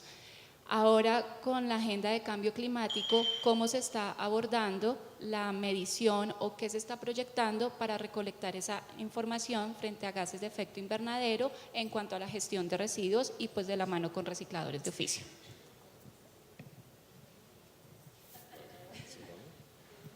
Bueno, digamos, hace parte de toda la estrategia. Yo me atrevería a recoger un poco todas las intervenciones. Si tú te fijas, lo que ha pasado aquí es que nos han mostrado distintas experiencias puntuales de información técnica que debe ser consolidada, integrada y analizada en el mediano plazo. Gran parte de la toma de decisiones de política que ha ocurrido en Colombia en materia de residuos sólidos está asociado al compromiso que hicimos en reducción de gases de efecto invernadero. Nosotros sectorialmente calculamos que el sector residuos aporta más o menos 6% del total de las emisiones que tenemos que reducir en total. Es decir, desde nuestro sector, diferente a los temas agrícolas, mineros, transporte, etcétera, la gran apuesta para nuestro aporte al tema de cambio climático es en residuos. Solamente cuando logremos amarrar todos estos sistemas, ponerlos en una plataforma que sea consultable y amigable para la sociedad y que además con campañas muy agresivas pueda permear a todos los entes, a todas las instancias de la misma sociedad, tendremos como la certeza de lo que estamos haciendo. Eso hace parte de toda la estrategia de reducción de gases de efecto invernadero que nuestro sector, el tema de residuos, le está aportando a la estrategia nacional. No sé si Daniel quiera de pronto hablar un poquito de cómo se transforma como la información en emoción, porque creo que eso es parte de lo que hace el periodismo escribiendo historias. Es que un poco estoy pensando, escuchándolos a todos ustedes que son quienes tienen más conocimiento técnico sobre esto, la gran mayoría de quienes están acá, y me quedo pensando hasta qué punto estas campañas que se puedan hacer, estos diseños en los casos que sean buenas políticas públicas, que vayan encaminadas a mejorar la situación en todos los países de la región, y por más esfuerzos que hagan, no sé en qué momento, y eso habría que pensarlo, y desde luego para nosotros informarlo, en qué momento chocan o se estrellan no solamente contra un problema de escala de valores, de decir, pues en mis valores una prioridad no es poner la basura en su lugar. Es algo mucho más profundo, es decir, en qué momento estas políticas públicas y estos esfuerzos chocan con intereses que por alguna razón los detienen, es decir, por algún negocio, por algún interés político, por algún interés fundamentalmente de esos dos, y quizá habría que, pues en su momento, buscar la manera desde el periodismo, incluso desde las mismas instancias oficiales, visualizarlos, hacerlos públicos, porque me parece que ahí hay un dique que hay que romper, ahí hay un dique que hay que romper, y bueno, en nuestro caso investigarlo y publicarlo, pero no sé desde otras instancias de qué otra manera se pudieran de alguna manera exhibir y romper esos intereses que a veces me parece que obstaculizan las políticas públicas. Muchas gracias. Tengo una mano aquí, después vamos aquí, atrás y en medio. Hola, buenos días, mi nombre es José Agustín, soy hijo de recicladores. Pues básicamente han hablado de la reunión de todos estos estadísticas y todo esto, pero pues realmente no hemos hablado cómo hacer para que en los recicladores y los mismos recicladores se encarguen de estos sistemas ya instruidos, que no hayan personas ajenas a esto para hacerlo, sino que ellos mismos. Esa es mi pregunta. Por lo que igualmente en el reciclaje tenemos que tener en cuenta que pues personas como yo, menores de edad, aún están en el reciclaje y no ven otra oportunidad y son hijos de recicladores. Entonces esas personas menores de edad pueden ser instruidas para eso, o por qué no lo hacemos. Y segundo, ¿cómo podríamos hacer que la información del reciclaje, la educación ambiental sea más interesante? ¿Cómo podremos hacer eso? Porque pues no estamos tomando ese punto. Hola, me gustaría hacer un comentario sobre la segunda pregunta. Yo creo que un problema que tenemos es que tenemos que cambiar nuestra mentalidad en términos de cómo hacemos la educación ambiental, porque muchas veces trabajamos con el concepto de campañas. Entonces hacemos una campaña acá, pero que no hacemos algo que es continuo, que tiene una regularidad. Este es un problema también no solo del poder público, pero también muchas organizaciones que hacen y trabajan con educación ambiental. Entonces tenemos que cambiar nuestra mentalidad y tenemos que también hacer más recursos de la arte educación como herramienta de llegar en el corazón, usando los datos, las informaciones importantes para que el cambio sea un proceso que conecta la mente con el corazón. Yo quisiera hacer un comentario respecto a la pregunta de por qué no lo hacen los hijos de los recicladores. Sí lo hacen los hijos de los recicladores. Quienes manejan en este momento la información en nuestras organizaciones son los hijos de los recicladores. Y entonces ahí habría que también decir una cosa, hay que conectar el conocimiento, la habilidad y la actitud. La transmisión de conocimiento y lo que acabo de mencionar también es una voluntad propia, es decir, no se hace por osmosis, se hace porque los compañeros quieren, porque están interesados, llegan a pedir la transmisión de conocimientos, Les voy a contar una cosa. Nosotros tenemos en nuestra organización a un compañero muy joven que tiene 19 años, va a cumplir 19 años, es hijo de una recicladora muy, muy pobre, muy humilde, y se ganó un concurso para irse a Canadá a transmitir el conocimiento que le ha ido adquiriendo en todo el proceso. Entonces, conocimiento, habilidad y actitud tienen que estar juntas porque si no, es imposible transmitir de generación en generación el asunto.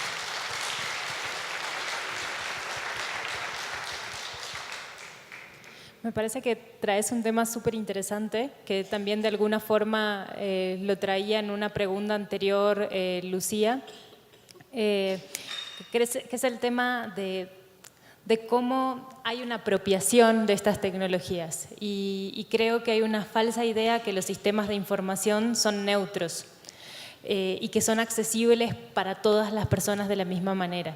Y es muy diferente cómo se apropia un sistema de información una mujer indígena del Chaco que un hombre blanco de ciudad, que una recicladora de Brasil, que una recicladora de México.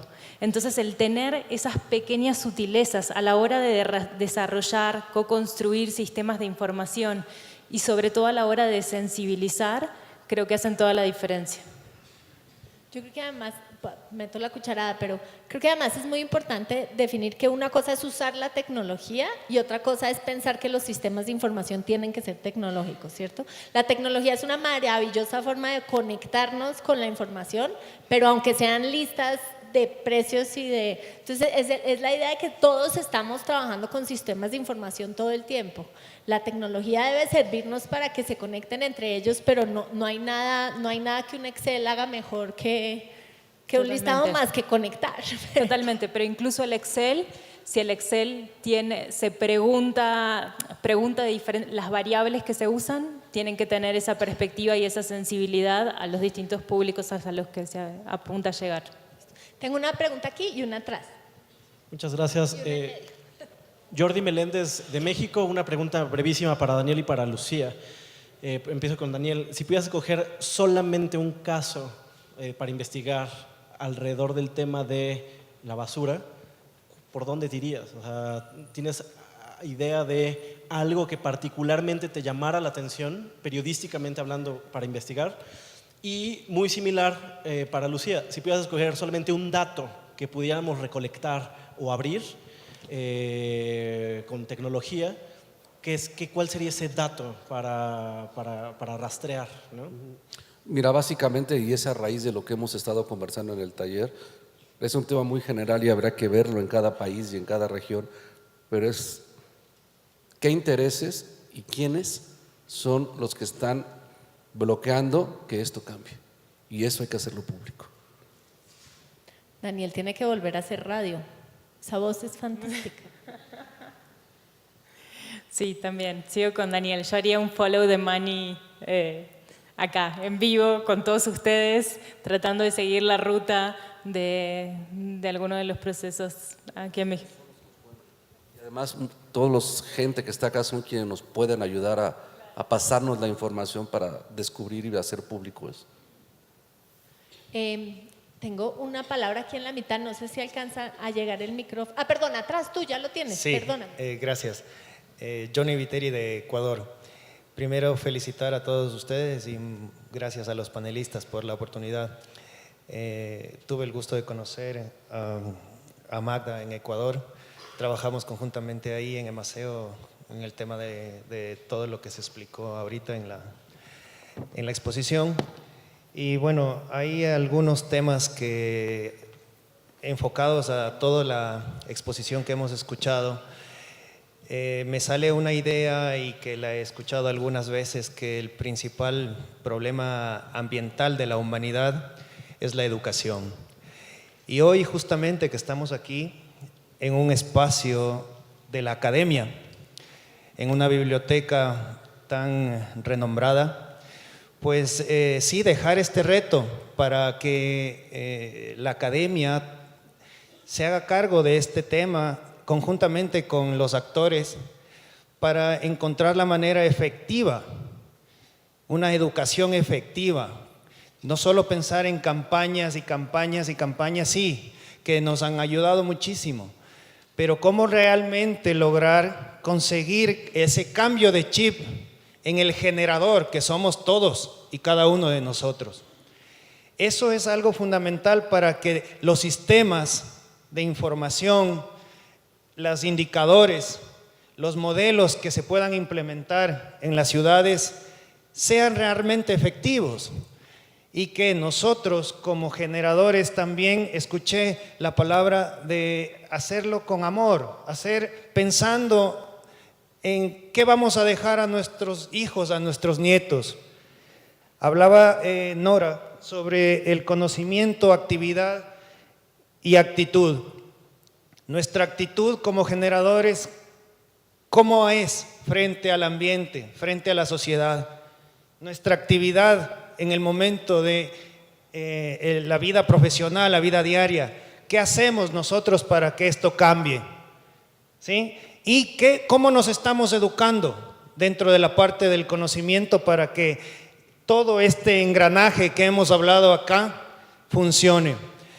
Nada más esa inquietud y poder desarrollar modelos efectivos, como decía el compañero periodista Daniel, sobre poner los intereses políticos, dejar a un lado los intereses políticos sobre los intereses colectivos. ¿Quién está atrás de todo esto para que todo esté de la forma que está? Identificar eso y sacarlo a la luz para poder nosotros realmente encaminar todos estos esfuerzos colectivos de diferentes países y poder lograr el objetivo y el gran sueño de ver a nuestros compañeros recicladores en unas formas diferentes, dignas, y que realmente exista un cambio profundo. Muchísimas gracias a todos ustedes. Tengo ya 2 micrófonos en la audiencia. Vamos a ver si alcanzamos a tener más porque nos quedan 5 minutos. Entonces tengo un micrófono acá y otro por allá. Por favor. Hola, yo soy Marcela Zambrano de Bogotá. Pues escuchándolos hablar y viendo, digamos, también como los temas que tratan, me surge la inquietud también sobre los residuos orgánicos. Acá estamos hablando más que todo de residuos inorgánicos y creo que también no hay que olvidar que los residuos inorgánicos son, digamos, que el porcentaje más alto que tenemos en la composición de residuos, o por lo menos en Colombia, y además pues la materia orgánica y lo que tenemos allí es lo que la descomposición de esta materia es la que nos aporta más a gases de efecto invernadero y digamos que estaría apuntando también al cumplimiento de las metas de desarrollo sostenible. Entonces mi pregunta va más enfocada a si en estos sistemas de información se puede incluir información relacionada con este tipo de residuos. Y además, si en algún momento se ha contemplado que esos residuos puedan ser gestionados también por recicladores o si siguen siendo gestionados por empresas prestadoras del servicio de aseo. ¿Alguien quiere hacer alguna respuesta a esos 2 puntos? Diego. Ya regalé los micrófonos. Digamos, dentro de la política del manejo de los residuos sólidos en general, tienes toda la razón, nuestra mayor composición de residuos son los orgánicos, además los orgánicos son los que generan la emisión de los gases una vez están en los sitios de disposición final. Entonces, un elemento clave para la integralidad en la gestión es darle buen manejo y generar oportunidades y aprovechamiento, valorización a través de la transformación de esa cadena. Entonces, por un lado, los sistemas tienen que tener el sistema general en el que puede que los sistemas de la organización de recicladores, si no se enfoca en gestionar ese tipo de residuos, probablemente no lo tenga, pero el sistema general, el observatorio del que yo estaba hablando en un comienzo, tiene que tener la caracterización de cada tipo, digamos, de las diferentes fuentes y saber qué está pasando con los distintos residuos. Y quién los debe gestionar, digamos, es un tema del uso que puede tener. Entonces, no hay ninguna prohibición de que lo hagan las asociaciones de recicladores, digamos, X o Y. El tema es, los tiene que gestionar quien los puede llevar nuevamente al ciclo de la economía. Y que donde yo lo veo que me cuentan mucho los empresarios y los emprendedores, ahí está el negocio del futuro. en generar y aprovechar, sí, en generar energía. Tengo una pregunta más aquí. Muchas gracias por la Allá. oportunidad. Yo soy Byron de Guatemala. En el tema de sistemas de información normalmente se clasifican por su naturaleza. Entonces hemos tenido excelentes presentaciones sobre sistemas de información para apoyo en la toma de decisiones.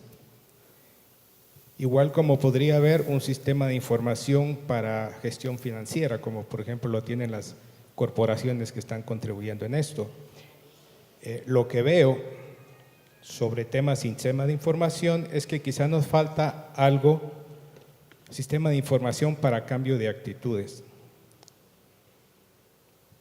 Cuando hablamos de eso, lo primero que decimos es un tema de educación ambiental. Entonces estamos pasándole la pelota al sector educativo. Y lo que sucede al final es que esto queda en el aire. Un problema de todos es un problema de nadie. Un problema de todos no tiene dueño, no tiene responsable. Entonces, pienso quizá como un producto, una idea para considerar de este evento es darle un poco de atención a partir de las importantes organizaciones que están contribuyendo a este esfuerzo, de ver qué iniciativas necesitamos para el tema de educar y de cambiar actitudes hacia todo este problema en la base de la sociedad. Gracias. Me atrevo a meter la cucharada porque no sé cuántos de ustedes tengan hijos, pero creo que ese cambio está pasando. Tal vez no lo estamos viendo tanto, pero creo que en el sistema educativo y en la educación en los hogares cada vez ese tema es más activo, sin la necesidad de mucho sistema de información, sino por pura conciencia. Yo lo veo en el mundo infantil, pero no sé si los demás tengan la misma percepción. Oigo a alguien que tiene el micrófono a pesar de que no lo habían, por favor. Sí, hola, primero que todo presentarme, soy de Chile y quiero felicitarlos porque de verdad creo que hay cosas que faltarían a lo mejor de incorporar, como por ejemplo el voluntariado. Hoy día somos muchos los jóvenes que estamos dispuestos a ayudar a informar a los recicladores, por ejemplo, en el uso de tecnologías. Veo que no hay un compromiso quizá muy fuerte, como quizás lo tenemos en Chile, por parte de la academia. Cómo los emprendedores que nacen desde la universidad tienen, aparte de la formación de ser buenos profesionales, ser buenas personas y retribuir en este proceso. Y por lo mismo también hay un compromiso que nosotros apoyamos, es que también los municipios y las empresas se vinculen.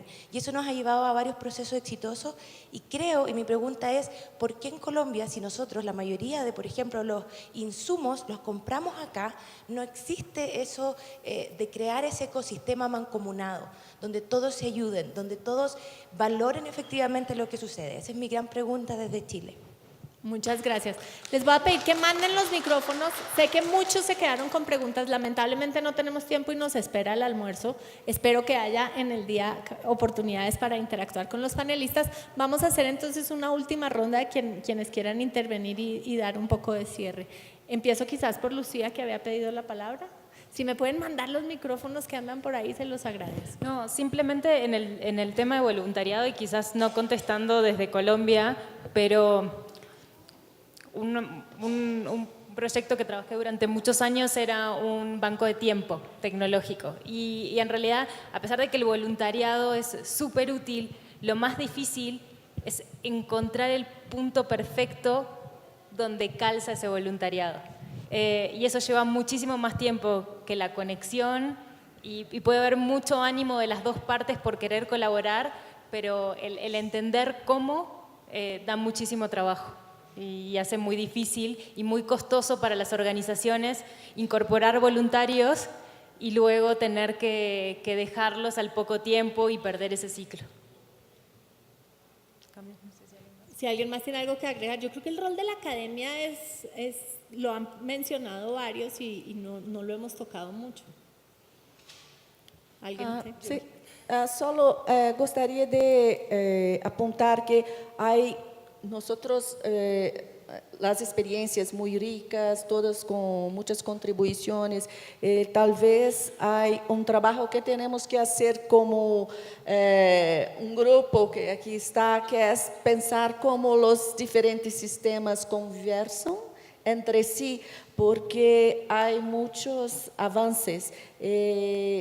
No podemos trabajar de forma desarticulada. Entonces, esta convocatoria.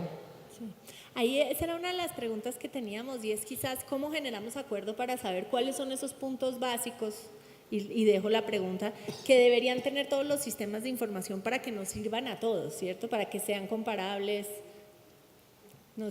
Por favor. Yo quisiera hacer un comentario. Bueno, uno, respondiendo tu pregunta, digamos que lo primero que se me viene a la cabeza es como también entender esa diversidad de sistemas de información, ¿no? Yo creo que ha sido como un tema latente a lo largo del taller, y es que a veces pensamos que un sistema de información es realmente una cosa muy compleja, un software muy complejo que nos va a permitir recoger información, y es mucho más que eso. Yo creo que queda esa reflexión sobre la mesa. Me gustaría mucho retomar las palabras con las que se abrió el taller de Lucía, en la importancia no solo de la herramienta, sino de la información y del procesamiento de esa información. O sea, es como ese matrimonio, bueno, no sé si la palabra adecuada sea matrimonio, porque yo le agregaría un actor a tu gráfica, entonces ya sería un trío. Y es que no es solo la herramienta, no es solo la información, sino el análisis que hagamos de esa información, porque allí estamos perdiendo muchas oportunidades. Y por último, yo quisiera invitarlos, no sé si esté bien, digamos, a que se vinculen a la Asociación Andina de Residuos. Es una entidad sin ánimo de lucro, es un trabajo que realmente hemos asumido de forma voluntaria. Yo personalmente lo he hecho porque conozco la Asociación Internacional de Residuos Sólidos, una entidad que existe desde los años 70, que surgió en Europa y que tiene afiliados en más de 40 países en el mundo, pues como entidades, digamos, que representan a la asociación en 40 países y tiene afiliados en más de 100 países en el mundo. Ustedes nos encuentran con @asoresiduos.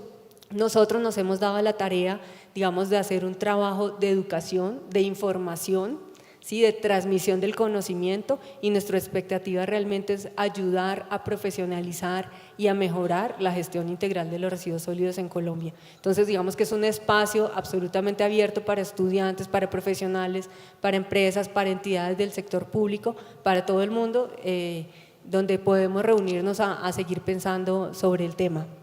Muchas gracias, Magda. Daniel, ¿algo? Diego, perdón. Bueno, nada, yo para cerrar la intervención, digamos, del punto de vista estatal, quisiera rescatar un poco el mensaje que han dejado todos y contarles a la hora de hacer este tipo de políticas. Cuando llegamos al punto de la educación, creo que es donde más titubeamos, por decirlo de alguna manera. Patina. Y siempre caemos en campañas, siempre caemos en fortalecer los currículos escolares, y seguramente tenemos que ser mucho más agresivos e invitar seguramente a publicistas, digamos, no necesariamente a gente, sí, creativos, no formuladores de política pública, que nos quedamos ahí, sino un tema mucho más, tenemos que sacar la información del círculo específico en el que hoy está. Me parece una excelente nota para darle cierre al taller. Muchísimas gracias a todos ustedes y a una audiencia muy participativa.